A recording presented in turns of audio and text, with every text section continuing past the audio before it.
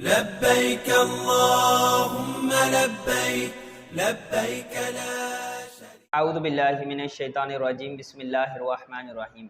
नाज़रीन किराम, अस्सलामु अलैकुम वरहमतुल्लाहि वबरकातुहू।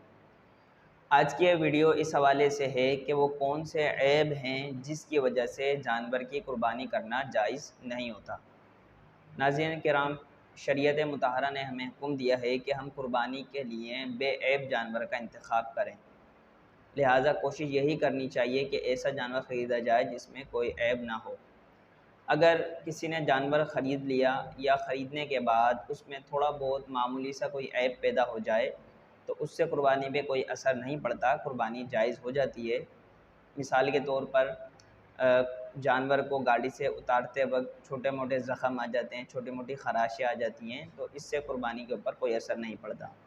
हाँ, अगर ऐब बड़े दर्जे का हो जिसे शरीयत भी ऐब तस्लीम करती हो तो उस सूरत में फिर कुर्बानी जायज़ नहीं होती, बल्कि दूसरा जानवर करना ये ज़रूरी होता है। अब इन अयूब की कुछ वजाहत है, कुछ तफसील है जिसे हम देखते हैं। पहले हम लैपटॉप की तरफ चलते हैं और बारी बारी जिन जिन अयूब के हवाले से शरीयत ने हमें बताया है कि कुर्बानी के लिए रुकावट हैं, तो उन्हें हम बारी बारी देखते हैं। सबसे पहले सींग के हवाले से देखते हैं। जिस जानवर के पैदाइशी सींग ना हो उसकी कुर्बानी जायज़ है। तो जिस जानवर के पैदाइशी तौर पर सींग ही ना निकले हों उसकी कुर्बानी करना जायज़ है, क्योंकि शरीयत ने इसे कोई ऐब तस्लीम नहीं किया। अगर सींग थे लेकिन बिल्कुल जड़ से टूट गए हों तो कुर्बानी जायज़ नहीं, अगरचा एक ही सींग टूटा हो। हाँ, अगर सिर्फ़ ऊपर से घिस कर या रगड़ कर उसको छोटा किया गया हो तो उसकी कुर्बानी जायज़ है। तो अगर किसी जानवर के सींग इस तरह से टूट गए या एक सींग इस तरह से टूट गया कि वो बिल्कुल जो जड़ होती है सींग की, जो सर का अंदरूनी हिस्सा होता है, जहाँ पर जो है सींग का नरम हिस्सा होता है, अगर वहाँ तक सींग टूटा हुआ है, दोनों सींग या एक सींग, तो इस सूरत में उस जानवर की कुर्बानी जायज़ नहीं होगी।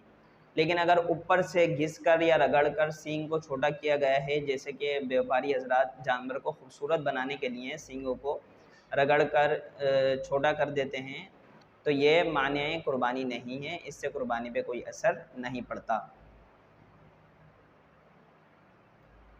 मजनून जानवर की कुर्बानी। मजनून कहते हैं पागल को, यानी जानवर पागल हो जाए तो उसकी कुर्बानी जायज़ है या नहीं, इसकी वजाहत देखते हैं।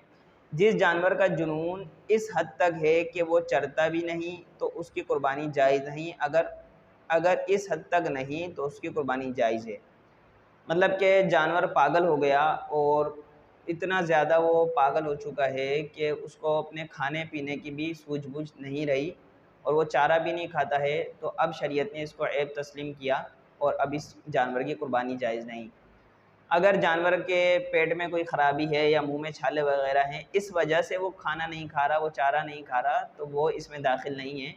वो अपनी अंदरूनी बीमारी की वजह से खाना नहीं खा रहा, तो उसकी कुर्बानी तो जायज़ रहेगी। लेकिन अगर जानवर पागल हो चुका है और काफ़ी अरसे से उसका यही मामूल है कि वो खाता पीता नहीं है, तो अब इसको कुर्बानी जायज़ नहीं होगी। इसका जो है अंदाज़ा या इसका तजुर्बा व्यापारी हज़रात को होता है, क्योंकि वो जानवर वगैरह पालते हैं तो उन्हें इसका ज़्यादा तजुर्बा हासिल होता है। अब आँख की तरफ आते हैं। जो जानवर अंधा या काना हो या उसकी आँख की तिहाई रोशनी से ज़्यादा रोशनी चली गई हो तो उसकी कुर्बानी जायज़ नहीं। अंधा हो मतलब दोनों आँखें उसकी जा चुकी हों या एक आँख उसकी चली गई हो, तो ऐसे जानवर की कुर्बानी जायज़ नहीं है। या तिहाई से ज़्यादा उसकी बीनाई चली गई हो, वो नहीं देख पाता हो, तो उस सूरत में भी उसकी कुर्बानी जायज़ नहीं होगी। हाँ, अगर जानवर की आँखें टेढ़ी हैं, मतलब जिसे भेंगा होना कहते हैं, और भेंगी निगाहें उसकी हैं, तो ये कुर्बानी के लिए कोई ऐब तस्लीम नहीं किया जाता, इस जानवर की कुर्बानी जायज़ होती है। कमज़ोर जानवर। अगर जानवर इतना ज़्यादा कमज़ोर हो चुका है कि उसकी हड्डियों में मग़ज़ नहीं रहा, मग़ज़ से मुराद मतलब इतना कमज़ोर है कि वो उसकी हड्डियाँ बिल्कुल नज़र आ रही हैं, चलने फिरने में भी उसको बहुत दुश्वारी उठानी पड़ती है और देखने में लगता है कि बहुत ज़्यादा कमज़ोर जानवर है, तो ऐसे जानवर की कुर्बानी जायज़ नहीं है। कोशिश किया जाए कि अच्छा जानवर ही कुर्बानी के लिए लाया जाए। लंगड़े जानवर के हवाले से हमने एक अलहदा से पूरी वीडियो बनाई है, उसमें तफसीलन बात की है। आप जाकर हमारी वीडियो सीरीज़ के अंदर वो वीडियो देख सकते हैं कि लंगड़े जानवर का क्या हुक्म है। इंशाल्लाह वहाँ से आपको मुकम्मल तौर पर समझ में आ जाएगा।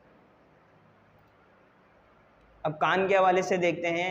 कान जानवर का अगर तिहाई से ज़्यादा कटा हो तो उसकी कुर्बानी जायज़ नहीं, अगर तिहाई या उससे कम हो तो कुर्बानी जायज़ है। तिहाई का मतलब कान के अगर आप 3 हिस्से कर लें तो अगर एक हिस्सा यानी 1/3 हिस्सा उसका कटा हुआ है एक कान का, तो उस जानवर की कुर्बानी नहीं हो सकती। अगर उससे कम है तो उसकी कुर्बानी जायज़ है। अगर किसी जानवर के दोनों कान तिहाई से कम कटे हों तो उसकी कुर्बानी जायज़ है, अगरचा दोनों को जमा करने से तिहाई से ज़्यादा हो जाए। अगर किसी जानवर के दोनों कान तिहाई से कम कटे हैं, मतलब थोड़े थोड़े से कटे हैं, लेकिन जब आप उसको मिलाकर देखें तो वो तिहाई से ज़्यादा बन रहे हों, तो इससे कोई फ़र्क नहीं पड़ेगा, उसकी कुर्बानी जायज़ रहेगी। दुम के हवाले से शरीयत फरमाती है कि जिस जानवर की दुम तिहाई से ज़्यादा कटी हो या पैदाइशी दुम ही ना हो तो उसकी कुर्बानी जायज़ नहीं। हाँ, अगर तिहाई या उससे कम कटी हो तो कुर्बानी जायज़ है।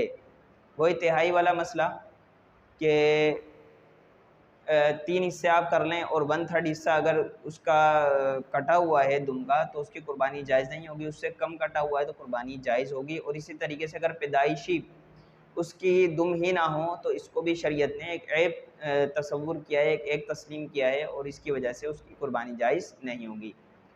दुम्बे की चग्गी तिहाई से ज़्यादा कटी हो तो उसकी कुर्बानी जायज़ नहीं। हाँ, अगर तिहाई या उससे कम हो तो उसकी कुर्बानी जायज़ है। यहाँ पर भी तिहाई वाला मसला है कि दुम्बे की चक्की अगर तिहाई से ज़्यादा कटी हो तो कुर्बानी जायज़ नहीं होगी, तिहाई से कम कटी होगी तो कुर्बानी करना बिल्कुल जायज़ होगा। दांतों के हवाले से हमने एक पूरी वीडियो बनाई है और आप जाकर हमारी कुर्बानी सीरीज़ की जो वीडियोज़ हैं उसमें आप देख सकते हैं कि दांतों का क्या मसला है, वहाँ वजाहत के साथ हमने बताया है। इंशाल्लाह वहाँ से आप देखेंगे तो आपको बेहतरीन अंदाज में समझ आ जाएगा। नाक के हवाले से कि नाक अगर किसी जानवर की कटी हुई है और तिहाई से ज़्यादा कटी हुई है तो वही मसला है कि उसकी भी कुर्बानी जायज़ नहीं होगी। थोड़ी बहुत अगर कटी हुई है, थोड़ा सा कट वगैरह है तो वो कुर्बानी से माने नहीं होगा। थन के अंदर आ जाएं। जिस जानवर के थन कटे हुए हों या खुश्क हो गए हों उसकी कुर्बानी जायज़ नहीं। अब यहाँ पे मसला आता है कि दूध वाली बकरी या दूध वाली गाय की कुर्बानी करने का। अगर आपने दूध वाली बकरी ख़रीदी है तो ज़रूरी है कि उसके दोनों थनों में से दूध जारी हो। अगर एक थन भी उसका खुश्क होगा तो उसकी कुर्बानी जायज़ नहीं होगी, क्योंकि ये ऐब है। इसी तरीके से अगर गाय ख़रीदी कुर्बानी के लिए या कोई भैंस ख़रीदता है, दूध वाली भैंस कुर्बानी के लिए, तो उसके 4 में से 3 थन जो है जारी होने चाहिए, 3 थनों में से दूध लाजमी आने चाहिए। एक थन अगर खुश्क होगा तो चल जाएगा, लेकिन अगर 2 थन उसके खुश्क हुए तो अब उसकी भी कुर्बानी जायज़ नहीं होगी। जानवर के बाल और ऊन का हुक्म। अगर किसी जानवर के बाल या भेड़ या दुम्बे की ऊन काट ली गई हो तो उसकी कुर्बानी जायज़ है, यानी अदा हो जाएगी। अलबत्ता कुर्बानी की नीयत से ख़रीदे हुए जानवर के बाल और ऊन काटना जायज़ नहीं। अगर किसी ने काट लिए तो उसकी बराबर जो कीमत बनती है वो सदका करना लाजमी होगा। ये अलहदा से हमने एक वीडियो बनाई है कि कुर्बानी के जानवर से फ़ायदा उठाना कैसा है, तो वो वीडियो भी आप जाकर देख सकते हैं कि कुर्बानी के जानवर से किसी भी किस्म का नफ़ा उठाना, फ़ायदा उठाना जायज़ नहीं। अगर आपने कोई नफ़ा उठा लिया, मिसाल के तौर पर ऊन काट ली और बेच दी, तो अब उसकी जो कीमत बनेगी वो आपको सदका करना लाजमी होगा। वो वीडियो आप हमारी देखें, इंशाल्लाह आपको बेहतरीन अंदाज में समझ में आएगा। अगर किसी गनी शख्स ने यानी मालिक निसाब जो था बेऐब जानवर ख़रीदा और बाद में ऐबदार हो गया तो उसकी कुर्बानी जायज़ नहीं, इसके बदले दूसरा जानवर ख़रीदे। हाँ, अगर फ़कीर ने बेऐब जानवर ख़रीदा और ख़रीदने के बाद ऐबदार हो गया तो उस पर लाजिम नहीं कि दूसरा जानवर ज़िबा करे, बल्कि उसी ऐबदार जानवर को ज़िबा करे, क्योंकि इस पर इसी जानवर की कुर्बानी लाजिम थी। तो ये फ़कीर और गनी का मसला है कि अगर कोई शख्स मालिक निसाब है, पैसे वाला है और उसने कोई जानवर ख़रीदा और ख़रीदने के बाद ऐब पैदा हो गया जानवर में, और ऐब भी ऐसा है कि जिसकी वजह से कुर्बानी नहीं हो सकती, तो अब इसके ऊपर लाजिम है कि ये दूसरा जानवर लाए उस जानवर की कुर्बानी नहीं करें। लेकिन अगर फ़कीर ने कोई जानवर कुर्बानी की नीयत से ख़रीद लिया था तो शरीयत कहती है कि इस पर तो कुर्बानी लाजिम नहीं थी, लेकिन जब इसने नियत से कुर्बानी की नीयत से कोई जानवर लिया तो अब इसी जानवर की कुर्बानी इस पर लाजिम है, कोई और जानवर इसके ऊपर ज़िबा करना ज़रूरी नहीं। लिहाजा अगर उसमें ऐब भी पैदा हो गया है तो कोई मसला नहीं, ये इसी को ज़बह कर दे।